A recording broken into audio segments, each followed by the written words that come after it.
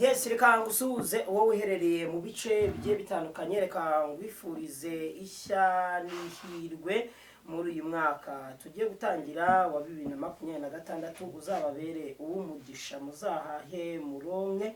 Kuri kamera turi kumwe na Kamananga, ndi kumwe ndetse na Shiba. Uze kunyarukira kuri Kabananga Kabananga w'umureyo kore subscribe, Kabananga TV w'umureyo kore subscribe, Shiba w'i Rwanda kore subscribe, Shiba w'Icyangugu ukore subscribe, ndetse no kuri Bisigaho Comedy. Yes, Bisigaho Comedy nayo nyarukireho ukore subscribe. Abo bose ni bamwe turi kumwe kugira ngo ibi byose bibashe kugenda neza. Rero uyu munsi wa none impamvu dufashe umwanya kugira ngo nganire n'aba bantu, tumaze iminsi tubona saga yuko bari mu rukundo, ariko tukaba tuzi neza yuko Kabananga fana Tiger cyangwa se wo bita The Ben, ariko nanone niyo mpamvu nafashe umwanya kugira ngo nganire nabo ubwo barimo no kwitegura igitaramo cyo ku itariki ya mbere z'uku kwa mbere uyu mwaka wa 2026. Yes, batubwire uko byifashe nuko igitaramo cya Bruce Melody azabahuriyemo na The Ben bazaba bakitabiriye. Kabananga ikaze ndetse na Shiba. Turabasuje bavandimwe, kandi turabakiriye kuri channel zacu kugira ngo muzikore subscribe na content na share. Tubabwije ukuri ko ngubu comment nta kibazo, tubabwije ukuri ko ngubu umujyi twawakije. Ubu turi ku gitaramo kizaba ku itariki ya mbere, kirimo abahanzi babiri bakomeye barimo gusiganwa, ni nka Rayon Sport na APR. The Ben gwihangana amafaranga yitwarariye kwa Nyamabondo waradufashije, ariko ubu ngubu tuvugana wihangane bose tugiye kuri Bruce Melody. Bruce Melody urabona yadutaye mu n'ubwa mbere mubonye nkwe burarirwa n'imitsingi, kandi uruzi ko n'inkwera sikoro, ariko impamvu nkwe y'inzoga nuko burya burarirwa ari yatumye tuba baribo. Burya yaduhaye igikombe cyagumba guma, twirukanga imihanda yose. Urumva rero burarirwa niyo ntigiriyeho, ubwo burarirwa n'uyumva ujye umenye ko ari Bruce Melody yadutayemo. Ubu yadutayemo kabunane iminsi mikuru y'ukweko yatangiye. Twebwe iminsi mikuru so iba buri munsi kuri twebwe, kuko twebwe nta munsi tujya munsi mikuru, turangwa buri munsi tukarya. Ariko noneho ubu turi kunywa ku bwa Bruce Melody. Bruce Melody rero gerageza nawe naguhamagaye numva usa nkaho waryamiriyemo. Kora imyitozo myinshi cyane, tutazaserera kuri stade abantu baturushije ikironda kuri Big Arena. Birasaba ko twese tuzaba turimo tuvuga ngo Bruce Melody ari n'imipira wakoresheje, ya mipira wavuze tuzambara. Gerageza tugere hakiri kare, kubera ko turebye nabi baba tugisata burenge, kuko The Ben nabo ntago aryamye, ntago ari gusinzira, ntago yicaye rwose. Ariko The Ben ngenda mukunda. The Ben ntawe utamukunda, ariko ubu ngubu wabwira abanyarwanda abatuye isi bose utabeshye mu mutima wawe, tugiye muri arena uzaba wambaye umupira wandi. Nzaba yambaye umupira wa Bruce Melody kubera ko ngukunda, ariko ubundi gusanga aza kuba atari wowe. Ubundi narindi ku ruhande rwa Tiger, ariko bitewe nuko ngukunda kandi bavuga ngo ibisa birasabirana nyine, byatumye nyine njya kuri Bruce Melody. Mbese aya The Ben mwara yariye none mushize no kwa Melody. Aya The Ben yashize uko abanyarwanda mukora none se nitwamwamamarije neza nitwamamaje kwa Gasuku niwe wibonye se, no kwa Gasuku niwe wibonye turi kwamamaza se. hari ibintu tutari kumvikana. Ben over ni ubuzi wamwanze kwa Berego, ntago twamamamarije The Ben yashizemo amafaranga yashize. Mbese urimo kwamamaza kuri Rezo Rwanda cyangwa se kwa Bakenisi cyangwa kuri Studio cyangwa amafaranga yashizemo bisaba kongera kontara. Ngaho niyongere kontara nta kibazo. None se ya Bruce Melody mwakiriye iyi huriye dufite turi kuyitsindamo mitsingi. dufite yabo neze. Urabona wari wabona nwa mitsingi, so bwa mbere ubonye nwa mitsingi. The Ben yangane buruza dufata undi mwaka, kubera ko nawe ntare biryawe ari urabona ngo byasikoro bayubiretse. urabona habamo gupandana cyane. Urumva ku itariki 2 ni kwa gatanu, urumva arabura iminsi ngaho 3. Ubwo rero ramutse urumva ariko igitaramo kiri kuwa 4, kiri ku itariki ya mbere. Oya ntago ari kwa 4, ntago ari kwa gatanu. Kwa gatanu Kuwa 4 harimo nuza bari Kibana ba Kevin. Urumva rero ko amafaranga Bruce Melody yatanze meje cyane, byasaba gupandana kandi ni byakunda. Byambera nk'amayero cy'amadolari. iminsi 3 isigaye ni mike cyane. ziriya tatuwaje Bruce ubwo Melody iki yishyuye gitaramo ntabwo nikirangira None, ntabwo azava kwa Melody ngahita ajya ahandi. azajya ahandi nyine ngo ya Melody nawe azabashyizemo konta rizagera kuwa reka gatanu. ntamwongerera amafaranga Konta rizagera kuwa gatanu. Niyo twapatanyeho. Ubwo nibirangira nzajya n'ahandi. Ese mbabeshye abanyarwanda batuye isi. Zizaye nka za kontranya Banyarwanda hano dukoresha amagambo yunguka. Hano dukora kugira ngo tubone ibirayi n'ibitoki byo kurya. Hano dukora kugira ngo twishyure amazu.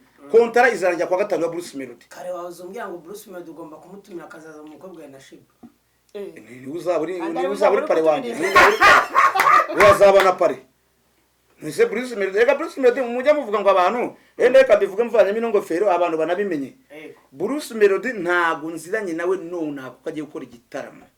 Bruce Melody nziranye nawe bitewe n'umushuti wanjye witwa Eto Mupenzi. Yego. Yaramamagaye ati sanga kawoshi tugenya amacumu. Ati ngiye kuguza n'umustar witwa Bruce Melody. Yarataraba n'umustar pe, yarataraba n'umustar. Yarataraba n'umustar. Nta imodoka yaranafite. Turicara arangije ahita avuga ati uyu mugabo witwa Kabananga ndamwishimiye rwose. Turya inkoko, duhamagara abandi bahanzi ba King James, duhamagara ba Tom Close, duhamagara abandi. Icyo gihe ho twari turi kunywera kwa Vena, turi kumwe na Babisoso. Ariko twajya kwa Vena hano mu mujyi kabari. Burya Knowless, burya Knowless niyajyaga nk'inzoga atari kumwe nanjye na King James na Haruna Muraperi nako Haruna Muraperi no muri Sport bakaba ati Kabananga nitumubona ntabwo inzoga zimanuka tukabanza Bisoso katwongoza tungiye kubashyiraho ubugari ariko Bisoso nawe shagira ibitekerezo byiza cyane reba umuntu uri mwehenese ukamutekera ubugari tukabanza tukarya ubugari n'indagara n'isambaza yangize tugahita tunywa icupa rya Hennessy bamwe bakagarura abandi bikanga abandi bakagira gute niho twagiriye experience niho nakuri peti rya kapiteni w'abasinzi kuko inda yanjye nta kintu kitajyamo yaba Primus yabiki cyose kijyamo kandi ntabwo kintera ikibazo so ubwo rero umva abanzi twarabanye ba King James ba Tom Close twabanye muri za Guma ba Senderi burya umuhanzi ukomeye nkunda cyane none ni Senderi international mambo mukunda ku mafaranga burya kugira ngo nanakene nawe yagize mu rore ararindi muka turimo tuvuga ngo tugiye gukodesha ubatasohokeramo tugiye gukodesha imyenda tugiye kugira gute niyo mpamvu nanjye yo nakenye mwibanda bavandise wananyibutse ntukajya uncaho uvuza amahoni gusa ariko ujya unanyibuka so urumva rero twebwe muri imihanda ya YouTubers aba YouTube ndabashimira kuko badutije imbere abahanzi bose ndabashimira ariko burya ngiye impamvu nakunze Bruce Melody mbabwe nicyo namukundiye Bruce Melody yatangiye ari hasi ngewe bundi namumenye neza akora ikiyede ikanumba reya iwawe wabaga hari mu mwaka icyo gihe hari mu mwaka hagati 2007-2008 Bruce Melody akora ikiyede hariya suko bari bakenye ahubwo n'umwana wawe washaka gutunga amafaranga yava ku ishuri akavuga ati naza gusabiriza bombo cyangwa shigete cyangwa agafana reka neri kiyede rimwe na rimwe bakakimwima no muri quartier ariko icyo gihe kiyede cyari amafaranga 150 umufunda yembwa senyisa genda bizamuka Pete yatangiye gushaka amafaranga hari mu mwaka akora ikiyede singoge ko ari hagati ya 2003 na 2008 ako ari indirimbo Bruce Melody yarimbye ko yakoze ikiyede yaragikoze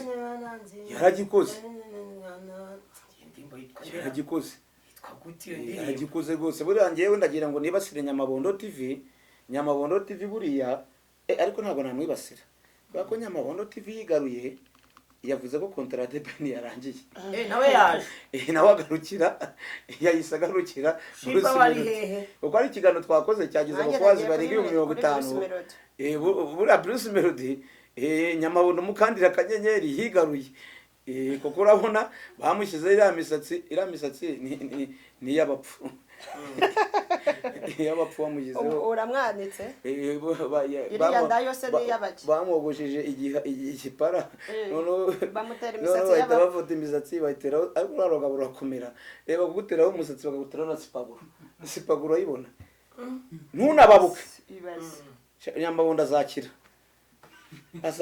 reba kuguteraho umusatsi na sipaguru ibyo bintu ntabwo bibaho mu buzima. Uriya mwana yirinze muri imihanda ya YouTube azakira pe. Yiyubakiye inzu Kayonza, ntiyigura igare ry'amashanyarazi betse ko ryapfuye yagicayeyo rigahita ripindama kubera ibiro byinshi. Kuya Nyamonda apima 262. Kandi wewe nguri muri 90. Urumva nyana nashizemo ngo narwaye ubu ngeze mu biro 85. Urabona nsigaye mfite indimize nk'agacuma k'abarozi. Kuko buriya impamvu ubona ngifite kano gasura, impamvu ubona ngifite kano gasura ni twa dufi umuntu yagiye yitamo kwa Kiruhura, ni twa dukoko umuntu yagiye yitamo kuri za Sky Hotel, dusangira na Bashiba Karungi babyina ikimasurariya abakuri 40. Uzajya mu gitaramo cya Melody wambaye gute? Imipira yakoreshejwe hasi uzaba wambaye gute? Shiba hasi uzaba wambaye gute kugira ngo hejuru muzatwike brand ya Bruce Melody kuri kiriya gitaramo? Sasa tubanze tumenye none icyo tuzambara, tugaruke duhereza ubutumwa Bruce Melody tugana ku musozo w'ikiganiro. Ngewe mu gitaramo bya Bruce Melody ntago nzaba nambaye umupira umwanditseho, ahubwo hari imyenda madudishije yamabaze, ngiye kuyandikaho Bruce Melody mu mugongo imbere no mu mpande oya nta kote buna ninavuze ko nzagenda niyambaye ikabutura nko muri Alex ya weekend, ariko nzambara ibibubu byanditseho Bruce Melody. Ya mipira ubwo tuzaba tuyifite gutya, ya mipira tuzayigendana mu ntoki, ariko nje nzaba nambaye Bruce Melody. Yego, cyangwa mwambaye ku mutima ndamuhorana, ahubwo nzaba mwambaye nk'uri kwamamaza live. Amafaranga yamaye ni menshi, amafaranga yamaye ni menshi ntabwo nayapfusha ubusa. Dukubita agapera kabe mu ndirimbo za Bruce Melody dukunda, utambwira ngo wavuye kwa Debeni ngo usujye kwa Bruce Melody ejo bundi ukazajya nayikoreye umupira nta n'indirimbo niyo muzika. Sawa, reka nyiririmbe indirimbo kapera umunyihanganiriye kubera ko nabaye inzazane narasinze cyane, ariko reka nibuka akarimbo kamwe kavuga ngo ndakwanga nawe nushaka unyange, wanze nde ndakwanga bashatse ko dutana njye nawe, nawe nushaka unyange. I hate you Shiba ndakwanga nawe nushaka unyange. ngiye muzindi mba Bruce Melody nkunda iravuga ngo buri Sunday kuri church nzajya maboneka cause bless country nabanya yuko None se Samoya ntuyikunda? Samoya se Samoya Ubuzi atatulimbire ya ndirimbo muri Covid nitwari kwicwa nayo yabate Samoya. Kandi ko mwajyanaga mwikoki. Te Samoya. Nanjye ariko nzanjye hari akaririmbo nkunda yakoranye na Fiye w'i Bugande. Kameze gato. Hello. Kavuga ngo hello. Ese baby wanjye waramutse ute? Hello. Ngo jewe naraye nasinze. Ya indi se yaririmbanye na Juno Kigenza.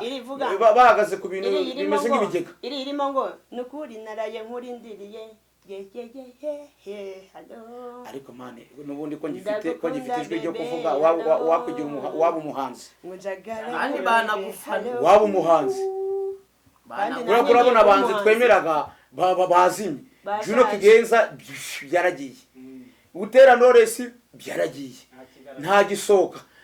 Nuza mwana uvuga ngo uriya mwana waririmbanye uriya mwana uvuga indirimbo y'imihanda bamwitande. W'imihanda. Karakana kakarimba indirimbo y'imihanda bakita ngo kikarakana gatoya.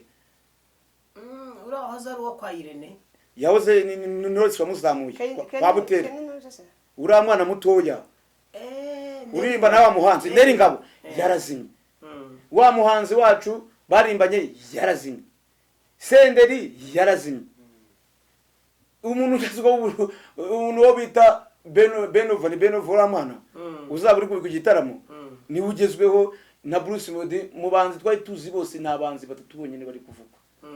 Ariko se Butera Knowless. Butera Knowless kufite studio, kufite umugabo bishoboye kirimo w'umuproducer. Ngiye mufite studio nagaswe indirimbo 5 mu cyumweru kimwe. Bruce Melody wabaye iki? Nakunuza Butera Knowless wabaye iki mwana wo mu ruhango rwose? What do simbyumva kibazo the question mark sinzi kibazo yawe nacyo. Niye depression yahuye nayo. Ibyo bintu tugomba kubikosora.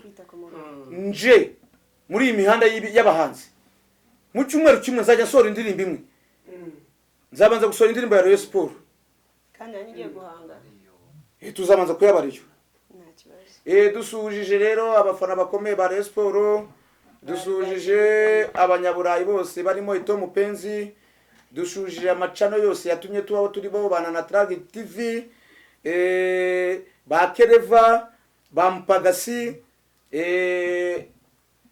ba Inyarwanda nta kibazo ariko cani ikomeye cyane igezweho ni Wartel TV nayo irakomeye cyane dusuhuze abantu bose baba YouTubers batumye urugendo we arahuze cyane muri iyi minsi yarambwiye ati Kabananga ndagukumbuye cyane atari ko ndahuze tubi mu bintu bya stress byinshi kandi urugendo TV hariya ku Gisozi niho yiturira mwana yego duhe pole abavandimwe bacu nabonye ari abantu bishimira cyane nabonye yarasaze n'uw'Indera afite ikarita y'Indera avuga ngo nuza ngo jihad nuko ajya wishimira ko umuntu afunzwe sinaguca umugani mu Kinyarwanda nibyo nagiye kumucira nyine ngo bashakaga ngo nagaruriya ngo ndari muri Amerika zitagiye kwitahira ubwo jihad wimwishima hejuru wigira gute nuko ajya wishima hejuru umuntu wafunzwe natwe twagezeyo harya we ntiwagiyeyo amakuru mashasha ntiwagiyeyo uvugisha ukuri uretse gato mva ngo update Prophet Joshua yaratashye erega bazataha bose njye sinajyo nakubita y'amezi 5 uyu ntabwo yagiye yakubitayo hajya n'umwaka n'imyaka 2 ayewe dore update akanyishizeho Prophet Joshua nayo yatashye ubibonye aka kanya ni amakuru twara bazajya bataha na jihad azaza ariko Joshua we akonje cya jihad ndakemye Joshua we ndabona ubutabera bukoza amakosa ati gute ntabwo hafata inote y'igihugu ngo itesha agaciro kandi birananditse no muri mategeko biremewe none se yafashe amafaranga uramurengo yo gukoresha kada amafaranga gifuti gato ukabukoze ikosa ryo kumurekura hari habahimo ubutabera nanone habahimo ubutabera oya bo bashakaga ngo kumenya ahantu anayakura oya nanone iperereza ukuntu riba ryakozwe Kereka nimbiri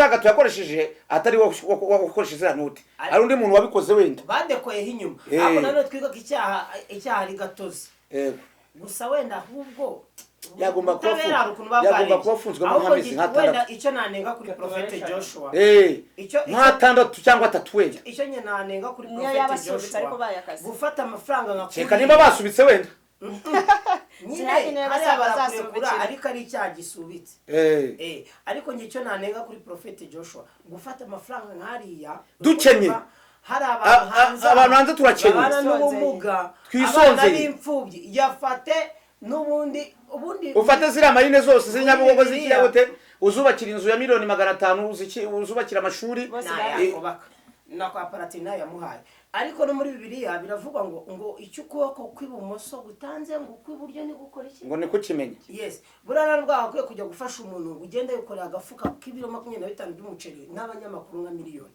ahubwo Prophet Joshua yari kure uburyo ki afashamo abantu akavuga ati nagiye gusura reka mubwire MC wa munyamakuru we reka mubwire nguce mu ijambo twihangane nubwo dutandukiyemo twari mu bya Bruce Melody ariko n'ubyo tugonya kujya tubivuga kugira ngo abantu batubone ko dufite ibitekerezo buriya ni Prophete na Poteri nta mazina abantu biyubgayo awizina ryemewe nge nasomye theology ndumwemera mana narenge makuru arakomeye cyane ambassadors ziranze ababwiza utuma baranzi woziyana ziranze uwo Prophete umuntu aba Prophete byagenze bite cyangwa umuntu aba general byagenze bite ubora bikore warabikokeye ntabwo wazura umwana weje ubundi udafite n'imyaka 30 ningaye ngo witwe Prophete cyangwa ngo witwa Poteri nkabira byayo ngo mu isukuru kirazira kwitira ikintu utari cyo ikindi kiganiro tuzakivuga twari ku bya Bruce Melody ariko ubu nzaza ndasa kuba pastor mu pastor nemera ni pastor Apotre Minyo